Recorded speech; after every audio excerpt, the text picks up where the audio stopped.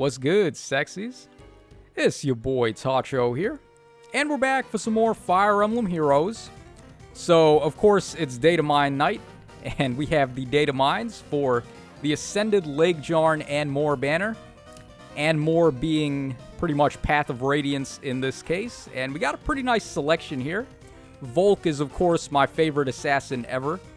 Then we got Marcia over here. Oh, crackers. Very adorable. We got Astrid, who I've never really been much of a fan of Astrid. I usually just take Paragon off of her and give that to somebody else. But I know a lot of people actually do like Astrid, so kudos to them. We got Tanith, who is actually a really awesome character too, and looks like a pretty awesome summon as well. And then Bertram, who's going to be our free-to-play character. So let's go ahead and take a look at these stats and Boons and Banes. Starting off, of course, with the Flame Mama herself, Ascended Laegjarn. So we got 40 HP, 39 attack, 41 speed, 30 defense, and 18 res. And that's going to give her a grand total of 168 for the BST. Not too bad for ranged cavalry. Actually, I believe that's tied with Sedgar. I think Sedgar had either 168 or 169. So it doesn't look like Laegjarn is going to introduce a new tier of BST for her class like we saw with Fiorm. But I guess it's not really that big of a deal. She has super boons in both attack and speed. Oh, dude. Wow, what a freaking typo, man. Oh my god. Can't believe it. Wow. Alright, dude, the B key is, like, legitimately right next to the N key. Oh, my God. Alright, yeah, of course. Laegjarn with 2 super boobs right there.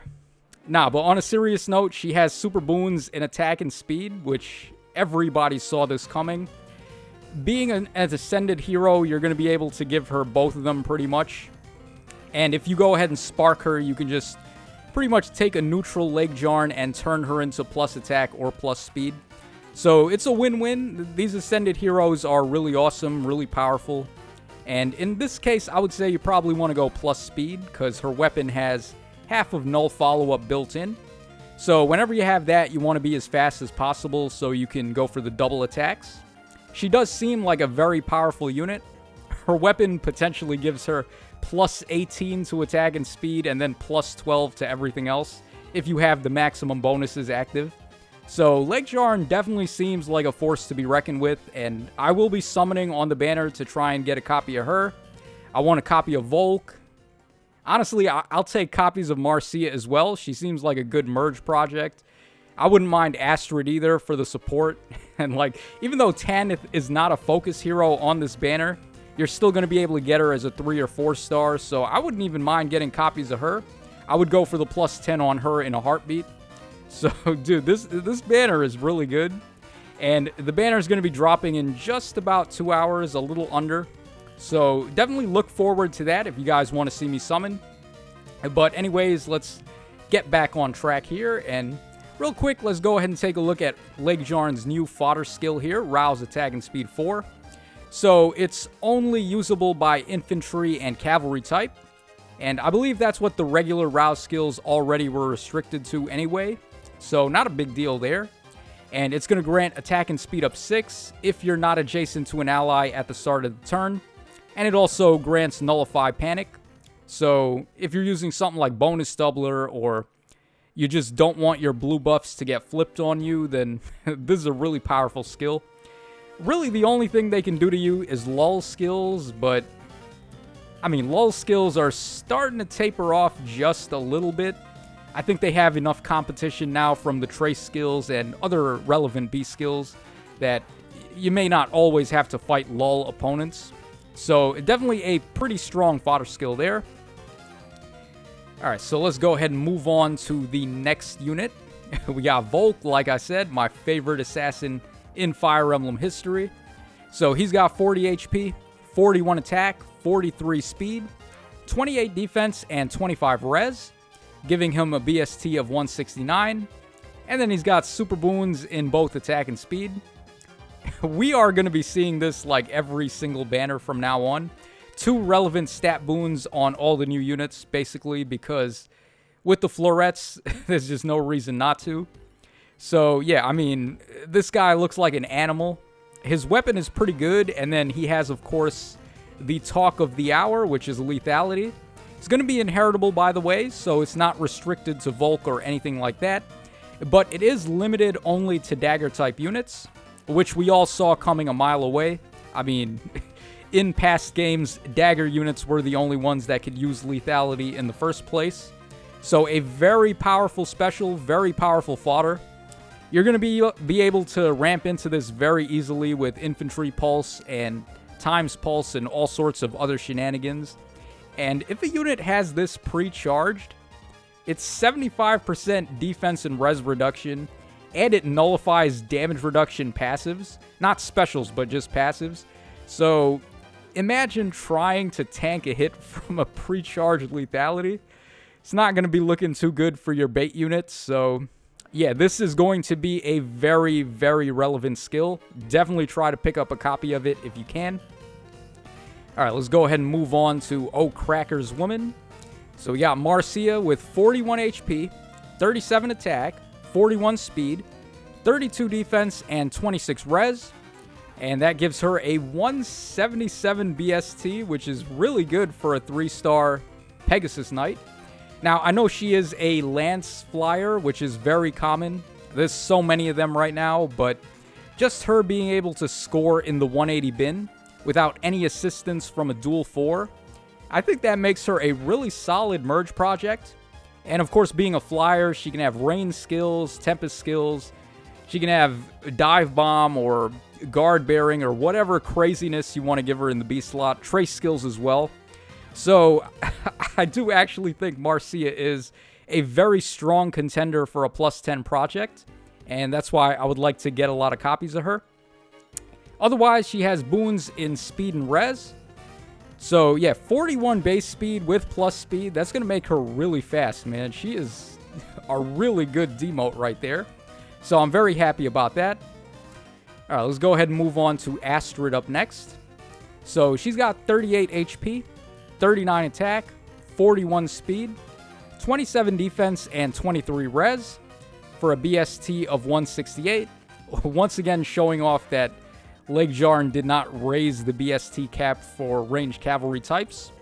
And Astrid, of course, has an attack and speed super boon once again. I mean, what did I just say earlier about the florets?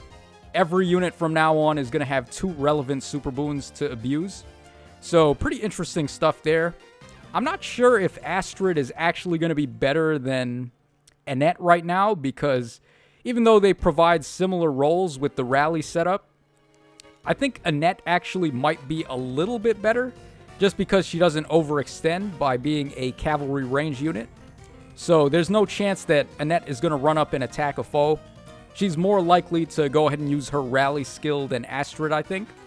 So just keep that in mind. Although Astrid is better, strictly speaking, for the support, because she also grants bonus doubler on top of the +1 movement. Alright, next up we have Tanith, who is, like I said earlier, a 3- and 4-star summon. Although, unfortunately, she is not going to be a focus unit right now. So, it's going to be a slow burn trying to get her to +10. But I would like to get her to +10 alongside Marcia. Okay, so Tanith's got 41 HP, 36 attack, 40 speed, 32 defense, and 28 res. And that gives her a 177 BST, just like Marcia. And just like Marcia, she also has speed and res super boons. So, I don't know why they made them like a carbon copy of each other, but it's not even a big deal, because actually sword flyers are a lot more rare than lance flyers like Marcia. So, Tanith might be a better merge project to go for. They're very similar stat-wise as well. Marcia has 1 more point in speed, I think, but like, yeah, otherwise, I mean, they seem very much alike. It's just 2 more points of res for Tanith, and then Marcia has 1 more point in attack and speed. Not really a big enough difference to say one is better than the other, but her being a sword type unit, Tanith, I think that's a little bit more hard to come by, so definitely another worthwhile +10 project for scoring in Arena. And let's go ahead and move on to Bertram up next. So this is going to be the Grand Hero Battle character. And Bertram's got 45 HP, 37 attack, 27 speed, 38 defense, and 26 res for a BST of 173. And surprise, surprise, the one unit that's free to play on this entire selection is also the only one that has one super boon. And it's in a stat that doesn't really seem all that important to him. So IS again with their transparency there, just showing off that they don't care to shaft the free units. Whatever, what you gonna do, there's really not much. Okay, so let's go ahead and take a look at Bertram's skills here. Okay, Instant Sword Plus, if unit initiates, grants attack and defense up 4 and nullifies the foe's follow-up. It's basically Melee Bouquet, except it's not a seasonal weapon anymore, so I guess makes it a little more accessible there. Alright, I don't know. Whoever posted this, they actually like mixed up the order of the images a little bit. But okay, Bertram also comes with Ignis at 4-star. He comes with Dull Close 3 at 5-star. And then he comes with Rouse Attack and Defense 3 at 4-star, which is actually not too bad now because we are going to be getting level 4 Rouses. So, I mean, at this point, I'll take the Rouse level 3s on the Grand Hero battles. Not too shabby for fodder. Oh, I guess while we're at it, we might as well take a look at the skills for the other units. So, for Marcia, we have Fury 3 at 5-star. And then we have Speed and Defense Gap 3 at 4-star, which is fine by me.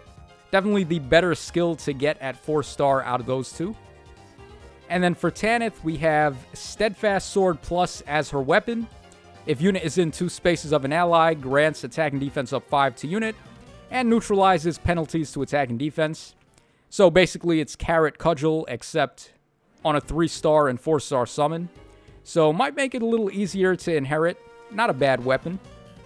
We also have Flyer Formation there at 4-star, which is, again, pretty good for a 4-star summon on a banner. Flyer Formation, you could still definitely get away with this skill. Although, I mean, at this point, we have so many ways to access jump effects that your B slot is more valuable given somewhere else, I would say. But still, it's hard to come by Flyer Formation at 4-star, so that's not bad. And then she also had Sturdy Blow 2, I believe. Let's see. Yup, Sturdy Blow 2 at 5-star, which is not a big deal. That's already on Athena. Okay, so now we move on to Eitri, who is...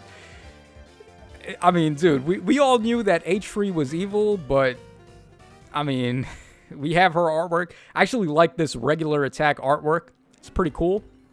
And then we have her special attack artwork, which is like 100 times more evil than we thought she was, which was already pretty evil. So yeah, Eitri is a very bad girl. We're going to have to teach her a lesson in the actual story mode once that drops. And then we have another, like, one of these units where the attack art and the damaged art are very similar. We've been seeing lately a couple of units where all 4 of their artworks are just completely different poses, but looks like Eitri just got the same treatment with her attack art as the damaged art. And we have some portraits down there. Okay, so we go over here and we can take a look at Eitri's weapon. So she looks like she's going to be a flying Green's Home unit. Her weapon is called Grim Broker. If I'm saying that right, Broker? Is that how you say that, Broker? So what is she, like a stockbroker? Or, I mean, damn, no wonder she's so evil, right? She's a stockbroker. All right, dude, my humor is so off point. I'm sorry if I'm boring you guys, but anyways, she grants attack up 3 with this weapon, enables Canto 2 from turns 1 through 4. Kind of similar to what we saw on Regan, except it's Canto 3 with her because she's cavalry type.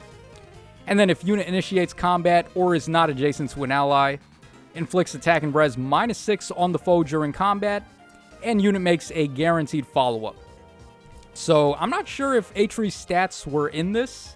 I didn't actually see anyone post them, but just judging by this makes me think she's probably going to be a slower unit with a lot more defense and res. Also, when she's inflicting attack -6, it makes her seem like she's going to be tanky. So I would guess that she's probably going to look similar to an Edelgard unit with tons of attack and defense and res. And then speed is just going to be a dump stat. So pretty interesting stuff from Eitri there. And then the last thing we have to cover is going to be the Hall of Forms. So this one, of course, is going to be Awakening themed. And we got Bride Tharja. We got Summer Cordelia.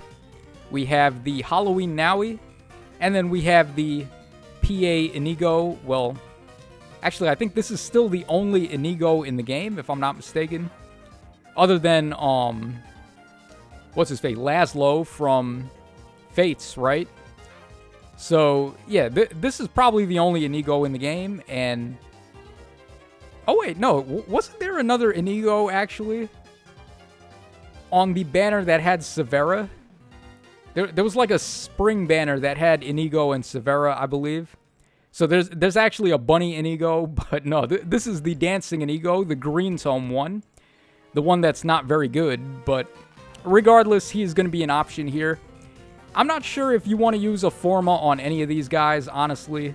Maybe Tharja, actually, because she got a really sick support refine. Yeah, her refine is actually really good, but Cordelia doesn't have a refine at all, so not really too much point in taking her. And then Nowi is just a worse version of Summer Tana at this point after she got her refine. So I would say maybe Tharja or bust as far as Forma Souls go, but you probably just want to skip anyway. Unless one of these is your favorite character and you want to go for them. But that's going to wrap us up for the Datamines tonight. I hope you guys enjoyed the coverage. And once again, like I said, I will be summoning on the banner, which it drops in just about an hour and 30 minutes from now. So stick around if you want to see some summons. But this is your boy Tacho signing out. So thanks so much for watching, guys. And I will catch y'all again on the flip side.